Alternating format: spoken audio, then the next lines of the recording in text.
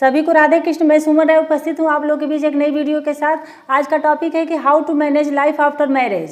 शादी के बाद अपनी लाइफ को कैसे बैलेंस करें, कैसे एक बैलेंस लाइफ जिएं। तो लोग कहते हैं कि एक से भले दो, तो ये सिर्फ ये दो लोग नहीं होते हैं, दो लोगों के विचार अपने अपने होते हैं, दोनों की अपनी अपनी लाइफ स्टाइल होती है। लेकिन शादी के बाद दोनों की लाइफ स्टाइल, विचार, सब कुछ एक दूसरे को प्रभावित करते हैं। देखिए, शादी से पहले हम अकेले होते हैं, अपनी लाइफ हम अपने तरीके से जीते हैं, जैसे मन करता है वैसे ही जीते हैं।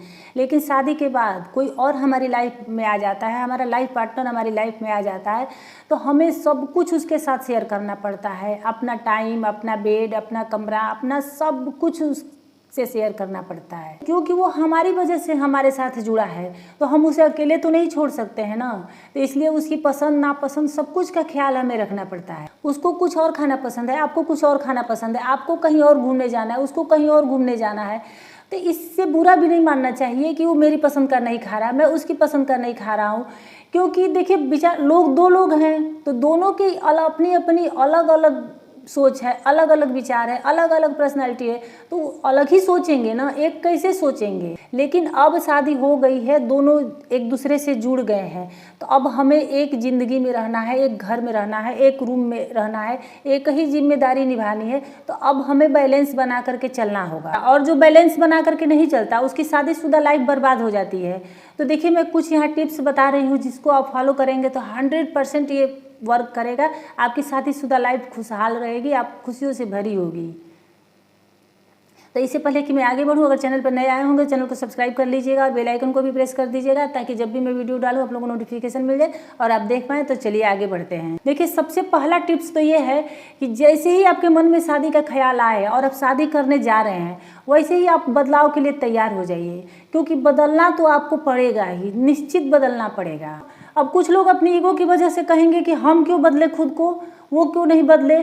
तो वो भी यही शायद सोच रहा होगा कि हम क्यों बदले, वो क्यों नहीं बदले। और देखिए, इसी तनातनी में रिश्ते खराब हो जाते हैं। इसलिए जो शादी से पहले ही बदलाव के लिए तैयार होता है, वही खुशहाल शादीशुदा लाइफ जीता है। जैसे आप पहले ही तय कर सकते हैं कि एक दिन तुम्हारी पसंद का खाना बनेगा, एक दिन मेरी पसंद का बनेगा। कभी तुम्हारी पसंद का खाएंगे, कभी हमारी पसंद का खाएंगे। कभी तुम्हारी पसंद की जगह पे घूमने जाएंगे, कभी हमारी पसंद की जगह पे घूमने जाएंगे।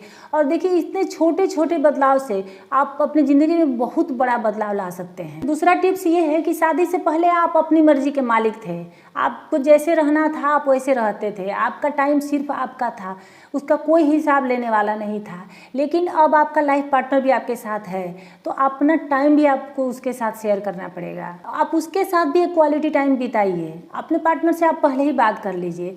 बाई चांस आप किसी दिन बिजी है, उसके साथ टाइम नहीं बिता पाए, तो आप अगले दिन थोड़ा अच्छे से बिता सकते हैं। तो आप बात करेंगे तो आपका लाइफ पार्टनर भी आपकी मजबूरी को समझेगा।